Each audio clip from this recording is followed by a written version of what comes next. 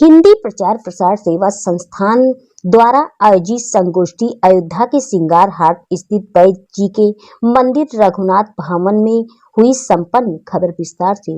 अयोध्या के सिंगार हाट स्थित बैज जी के मंदिर रघुनाथ भवन में हिंदी प्रचार प्रसार सेवा संस्थान की संगोष्ठी का आयोजन किया गया, जिसमें आगामी 10 जनवरी 2026 को होने वाले कार्यक्रम की रूपरेखा तैयार कर सभी पदाधिकारियों को जिम्मेदारियां दी गई। बैठक में प्रमुख रूप से संस्थान के राष्ट्रीय उपाध्यक्ष बिंदवासिनी शरण पांड्या, संपादक शिव कुमार मिश्रा, जन मोर्चा के सूर्य नारायण सिंह, दीपचंद राही, डॉक्टर आशीष पांडे, गुड़िया त्रिपाठी, सुमन दुबे, अंजनी सिंह, प्रिया श्रीवास्तव, शैलेंद्र पांडे, मासूम महंत, घनश्याम दास, अरुण सिंह, अजय श्रीवास्तव, अंजू जल पुलिस प्रभारी, रूबे प्रताप मौर्य, संतोष तिवारी, लक्ष्मी पांडे, अधिवक्ता ब्रिगेंद्र पाल सिंह, ज्योतिष आचार्य विजय कुमार पांडे, पुष्पा चौहान, मुजब्बिल फिदा हुसैन, विभा पाटिल, विजय पाल वर्मा, वरिष्ठ पत्रकार नीलम सिंह, अरविंद कुमार तिवारी, अनिरुद्ध प्रसाद शुक्ला, नौशाद आलम, राम सजन वर्मा, प्रिया शुक्ला, ओम प्रकाश सोनी, जियालाल कनौजिया सहित तमाम साहित्य प्रेमी उपस्थित रहे। आज हिंदी प्रचार सेवा संस्थान की तरफ से 10 तारीख को जो प्रोग्राम होने वाला है, उसकी आज बैठक आहूत की गई। उसमें किन किन मुद्दों पर लेकर चर्चा हुई? देखिए, 10 जनवरी को विश्व हिंदी दिवस है और 2006 में डॉक्टर मनमोहन सिंह की सरकार ने ये व्यवस्था दी थी, भारत के जितने भी दूतावास हैं विदेशों में, सब में हिंदी का प्रचार प्रसार हो, हिंदी विश्व स्तर पर प्रचारित और प्रसारित हो। इसके लिए तब से अनवरत रूप से सरकारी ढंग से विश्व हिंदी दिवस मनाया जाता है। चूँकि हम लोगों की संस्था 2005 में रजिस्टर्ड हुई है और 2005 से हम लोग हिंदी के विकास के लिए अनवरत प्रयत्नशील हैं और 14 सितंबर को हिंदी दिवस और 10 जनवरी को विश्व हिंदी दिवस पे बड़ा आयोजन, सेमिनार और उसके बाद काव्य गोष्ठी भी करते हैं। हिंदी का प्रचार प्रसार हो, हिंदी भारत की राष्ट्रभाषा बने और विश्व की संस्कृति में हिंदी के माध्यम से प्रचार प्रसार हो, इसके लिए हम लोग प्रयत्नशील हैं। विडंबना है कि भारत एक ऐसा देश है जिसकी अपनी कोई भाषा नहीं है।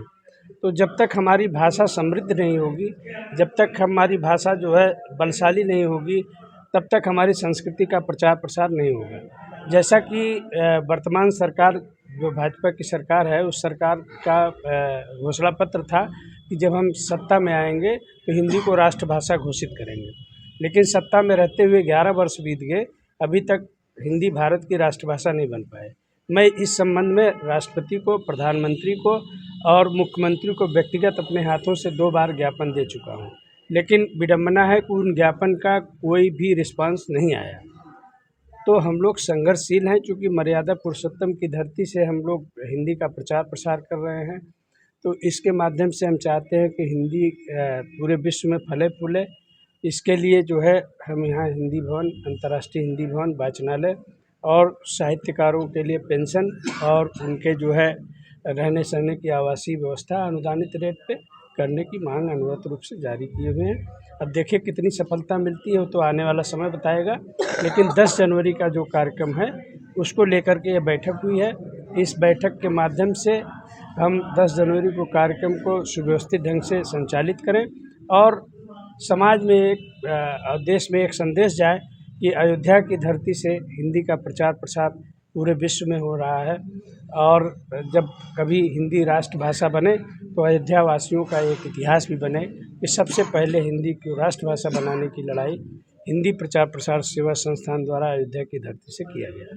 बैठक में किन किन मुद्दों पर लेकर चर्चा हुई? बैठक में मेन मुद्दे तो हिंदी को राष्ट्रभाषा बनाने और अंतर्राष्ट्रीय वाचनालय और अंतर्राष्ट्रीय हिंदी भवन का निर्माण कराए जाने की मांग हुई है। दूसरे 10 जनवरी स्पेशल रूप से यह बैठक 10 जनवरी को जो कार्यक्रम हमारा तुलसी स्मारक भवन में आयोजित है विश्व हिंदी दिवस के अवसर पर, उसमें संगोष्ठी और आपका कवि सम्मेलन आयोजित है, उसको लेकर के चर्चा हुई और उसको सुव्यवस्थित ढंग से कैसे कराया जाए इस पर चर्चा हुई। आपके इस कार्यक्रम के मुख्य अतिथि कौन होंगे? मुख्य अतिथि तो अभी तक हमारे पास जो है अपर आयुक्त महोदय मिले हैं और नगर आयुक्त हैं, अपर नगर आयुक्त हैं, मेयर साहब हैं। और इसके साथ साथ हम लोग डिस्ट्रिक्ट जज को भी पिछले साल आमंत्रित किए थे, अब की बार भी आमंत्रित करेंगे और हो सकता है कोई प्रदेश का मंत्री भी आ जाए। कोशिश करते हैं कि साहित्यकार भी इसमें रहें और राजनेता भी रहें, अधिकारी भी रहें, प्रशासनिक बॉडी के लोग रहें, ताकि सबके सम्मिलित स्वर से, सबके सम्मिलित प्रयास से ही कोई सफलता प्राप्त की जा सकती है। क्योंकि आज अयोध्या विश्व पटल पे है, ऐसे में आप विश्व हिंदी दिवस मनाने जा रहे हैं जी, क्या संदेश देना चाहेंगे? विश्व हिंदी दिवस का संदेश यही है कि हिंदी पूरे विश्व में प्रचारित और प्रसारित हो। जब हिंदी पूरे विश्व में प्रचारित और प्रसारित होगी तो हमारी संस्कृति, हमारी भारतीय सभ्यता अपने आप स्वतः पूरे विश्व में प्रसारित होगी। और किसी देश की संस्कृति और सभ्यता जब पूरे विश्व में फैलेगी तो जैसा कि हमारा उद्देश्य भी है, वसुधैव कुटुंबकम के आधार पे हमारा जीवन भी है, हमारी संस्कृति और सभ्यता भी है, हमारे ग्रंथ भी उसी आधार पे हैं, तो उसका हम अनुपालन कर रहे हैं। उसी आधार पे हम हिंदी को पूरे विश्व में प्रचारित और प्रसारित करना चाहते हैं। हमारी संस्कृति, हमारी भाषा जब समृद्ध रहेगी तो हमारी संस्कृति और सभ्यता भी समृद्ध रहेगी। आप सबसे विशेष रूप से अनुरोध है कि आप सब हिंदी दिवस को सोल्लासपूर्ण ढंग से मनावें और हिंदी को पूरे विश्व में प्रचारित और प्रसारित करें। जब हमारी संस्कृति का प्रचार प्रसार होगा तो हम लोग निश्चित रूप से पूरे विश्व में जाने पहचाने जाएंगे। प्रचार प्रसार सेवा संस्थान की 10 तारीख को आगामी होने वाले प्रोग्राम के बारे में बैठक हुई है, उसके बारे में क्या कहना चाहिए? आज हम लोगों को यहाँ हिंदी प्रचार प्रसार के लिए पूर्व तैयारी बैठक में बुलाया गया और हम लोग यहाँ पर आए हैं। और जैसा कि अभी संपादक जी ने बताया कि ये कार्यक्रम 10 तारीख को है, तो सफल कार्यक्रम पहले भी रहा है। हमने अखबारों में भी और चैनलों में आप लोगों के माध्यम से देखा सुना है, तो सफल कार्यक्रम रहा है। और 10 तारीख वाला भी कार्यक्रम इनका सफल रहेगा, अच्छा रहेगा और जो सहयोग होगा उसमें हम लोग भी करेंगे। लगभग कितने लोग आने की संभावना है? अब देखिए कि वो टारगेट है जो भी पूरा, अब ये मतलब है कि जहाँ मेरा स्थान है वो पूरा फुल होना चाहिए, स्थान पूरा भरा हो और जैसे भी भरना हो। आगामी 10 तारीख के प्रोग्राम में इनवाइट के लिए क्या कहना चाहेंगे आप? अब हमको आगामी 10 तारीख को इनवाइट किया गया है और हम आएंगे, अपने साथियों के साथ आएंगे, क्योंकि समाजवादी पार्टी की मैं महिला सभा की जिला अध्यक्ष हूँ।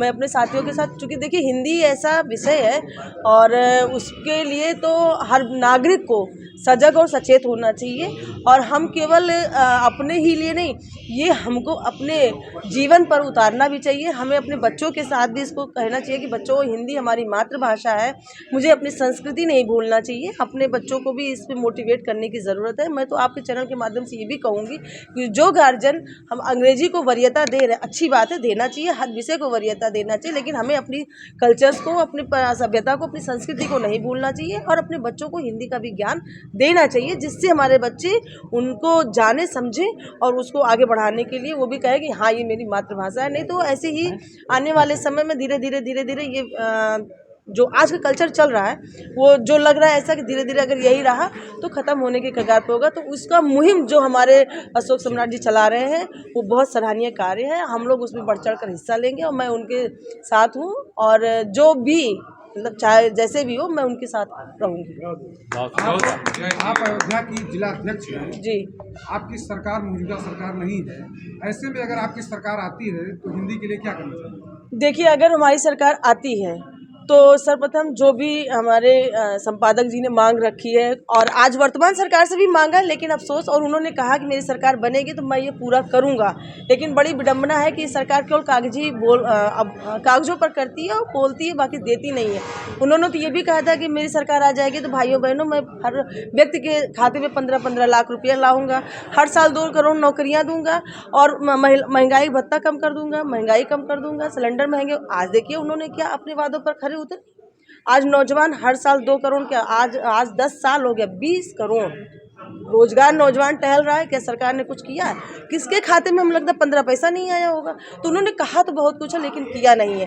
मेरी समाजवादी पार्टी जब सरकार आई थी उन्होंने 10-90 किया, कन्या विद्या धन दिया, लैपटॉप बांटा, साइकिल बांटा और पेंशन भी दिया वृद्धा पेंशन और कार्य भी किया था। और जरूर अब तो उन्होंने भी घोषणा की है कि अगर मेरी सरकार आएगी तो मैं महिलाओं को 40,000 रुपये सालाना दूंगा। तो उसी तरह से हिंदी दिवस को एक राष्ट्रभाषा बनाने के लिए सरकार उचित कदम उठाएगी। इसके लिए मैं भी अपनी सरकार से इस चीज़ की मांग करूंगी।